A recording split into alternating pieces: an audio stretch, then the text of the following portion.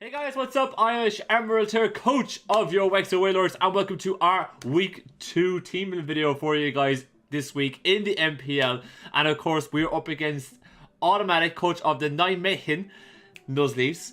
I swear to God, right, if I do not get props for pronouncing that name, I will never, ever get any props on this channel, because that is, oh my God, that was a tough one. That was a tough one, and you guys know me and pronunciations don't go too well. But the Nijmegen Nuzleafs, and if you guys don't know automatic, you should do. He's part of the UBL. I've done the power rankings for the UBL D League with him.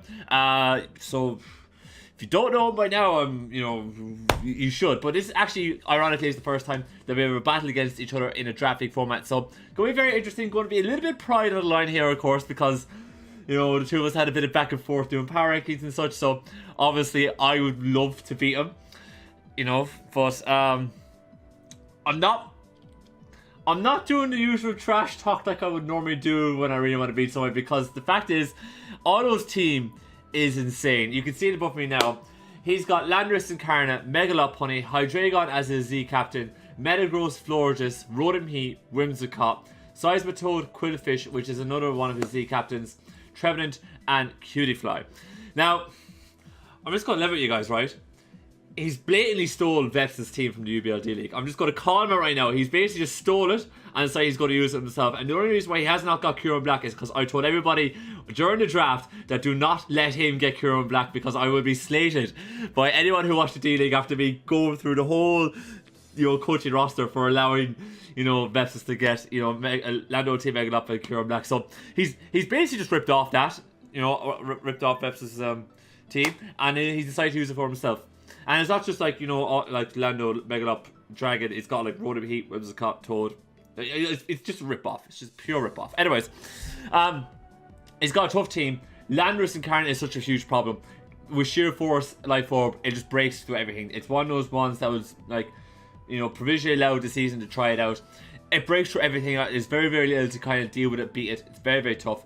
Megalopine is one of the top 3 megas in the format, depending on your opinion, but it's definitely top 3 no matter what. So that's obviously going to be a massive threat, and we obviously know Megalopony on this channel very, very well.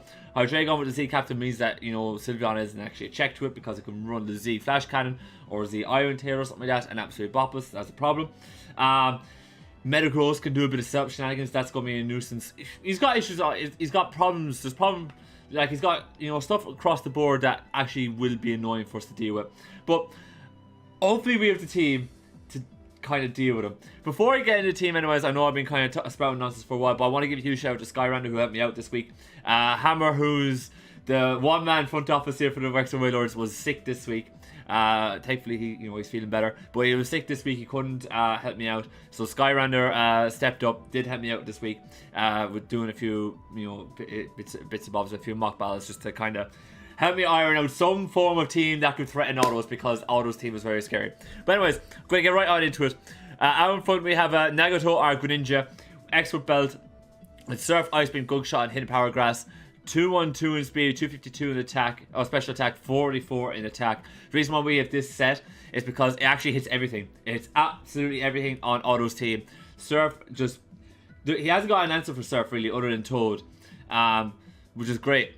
He hasn't got it because he just doesn't have an answer. He doesn't have an answer for it. So like we can just kick Surf relatively free the whole time, and eventually wear stuff down, which is fantastic. We have Ice Beam for the Whimsicott and the Landorus Incarnate. That's fine. Greninja doesn't have to deal with Prankster from Whimsicott as well, so we can just spam Ice Beam in front of that if we want, or we can spam Gunk Shot, which would be better. We have Gunk Shot for Florges and Whimsicott, but mostly for Florges, and we have enough investment in attack so that we 2-shot Florges, despite even before we get to Ash Greninja stage. So that's really, really helpful. And then of course Hidden Power Grass is for Seismitoad, which is going to be how we want the main checks to Greninja. So that's what the set is here for. Quillfish will wall this if he does bring it, which is going to be a problem, but I can't cover everything, so that's the idea behind it. Once we get to Ash Gren, we do put an awful lot of pressure on Otto's team. He's got no one wants to come in and take a hit from it. He needs to kind of scout my moveset, because if I'm bringing Dark Pulse, he can't bring Metagross in. He probably, if I have Ice Beam, Hydreigon doesn't come in, So he's going to eventually have to sack something off.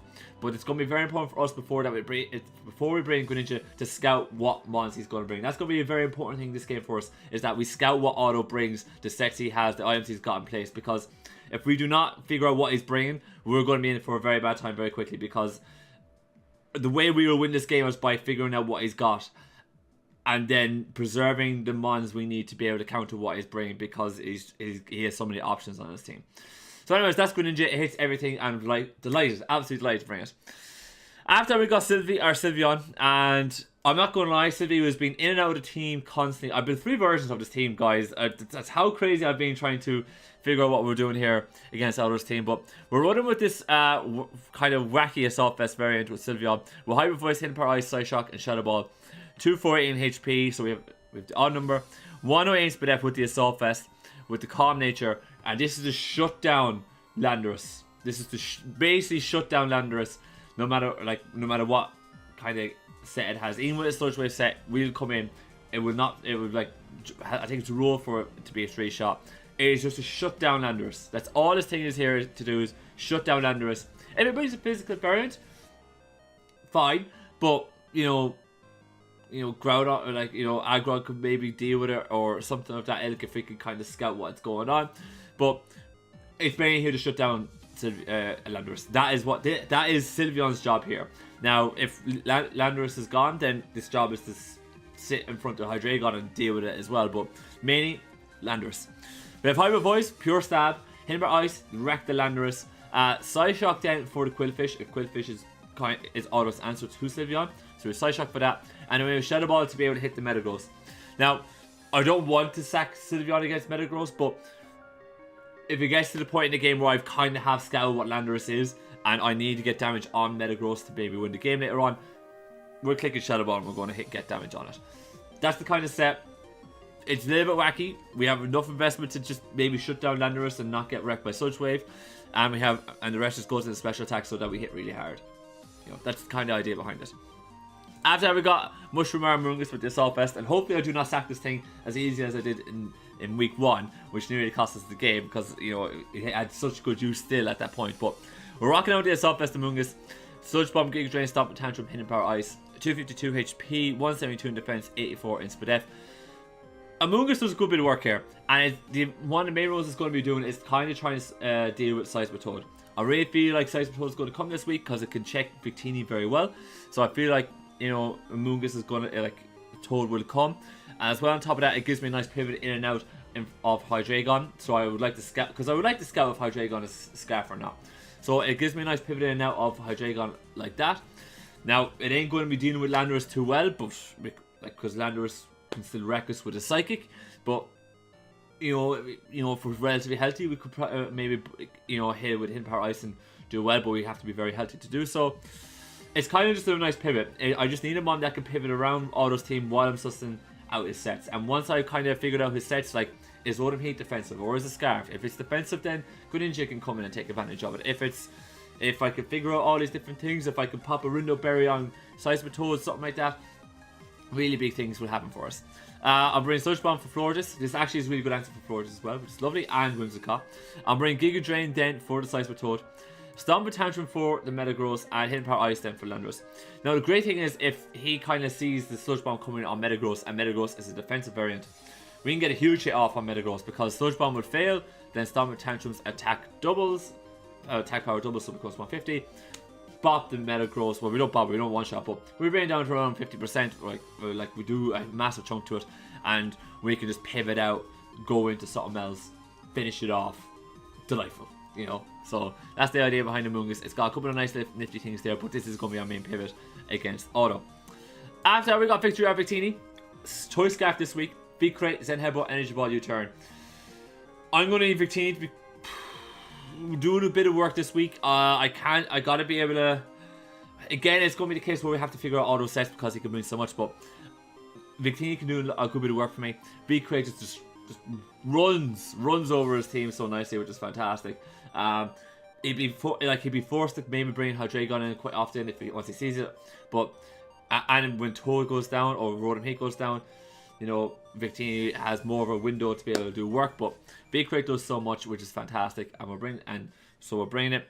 Zen Headbutt then, to be able to smack the Megalopony if needs be. Be able to smack the Quillfish if needs be. Can't complain about that. Energy Ball. Once Rotom is kind of gone, right, and we realise that Toad is to switch into Victini, we can just click Energy Ball, or even if Lando Eye is the switch into Victini or something like that, like we're going to get decent damage off on anything at that point. So that's the reason why we're bringing Energy Ball, just getting good reliable chip there, so that Victini can, you know, keep doing the work that it needs, keep doing work against Otto's team, keep getting chip to allow us to be able to kind of maybe pick up the win later on. And then U-turn. I really think like U-turn is going to be really important for us to be able to just kind of pivot in and out the whole time against Otto's team and make sure that we keep momentum. Losing all momentum against Otto is going to be a nightmare for us. We have to make sure that we're putting Otto in situations where he's going to be uncomfortable. So having U-turn, keeping a bit of momentum is going to be very important for us this week. I do need to keep Victini above 30% this game. If Victini is not above 30%, Megalopony could pick it off with a fake out. That's going to be bad news bears for us, because if Victini goes, then I'm relying. Then I need to make sure my answers for Megalopony are still fit, healthy, and willing to do the work for me. So keeping Victini above 30% is going to be very, very important. We're going to have to be very careful if rocks are up on our side of the field as to when we bring Victini in to actually, you know, click moves and click buttons and such. Anyway, speaking about Megalopony, here is our answer. That is going to be Golbat. I can't remember the nickname for Golbat. I will fix that before the battle begins. I apologize. It's been a long build getting this done, guys. I'm not going to lie. But Golbat is coming this week, making their debut. Excuse me. Their debut for the Wexford Wailords. And Golbat does a great amount of work for us. I just mentioned how rocks is very important to keep off our side of the field because it is going to hinder us. And Golbat is going to be providing that hazard support, but also does a huge amount of work for us with the Evolite. Otto doesn't really have too many knockoff users, so that makes like Golbat really bulky and really useful for us this week. Because we just keep our bulk the whole time. We constantly keep our bulk the whole time. Because obviously Evolite boosts our bulk, which is fantastic. Brave Bird bops the Megalopony, which is fantastic. Or just absolutely Rex, it puts it within a really good range for us. Defog, as I just mentioned. Roost to get recovery, and Super Fang. So Super Fang is going to be one of the main moves of choice here, and that is to make sure that we are doing at least half of our target's current HP.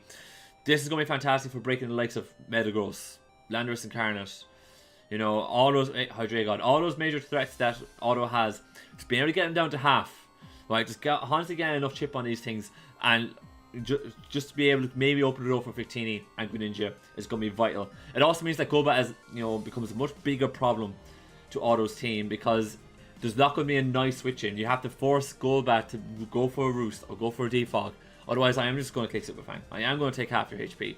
And if you don't have passive recovery or reliable recovery, you're a half HP for the rest of the game, at least, which is really good for us. Rocking out 248 HP, 252 defense. This is solely to do with Megalopony. We have enough bulk to be able to deal with ice punches and roost off the damage. Fantastic.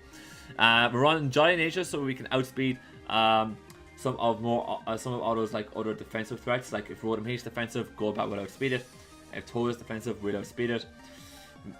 You kind of get where I'm coming from there. We would outspeed like the more slower mons by having the Giant Nature without having to put in a speed investment, which is lovely.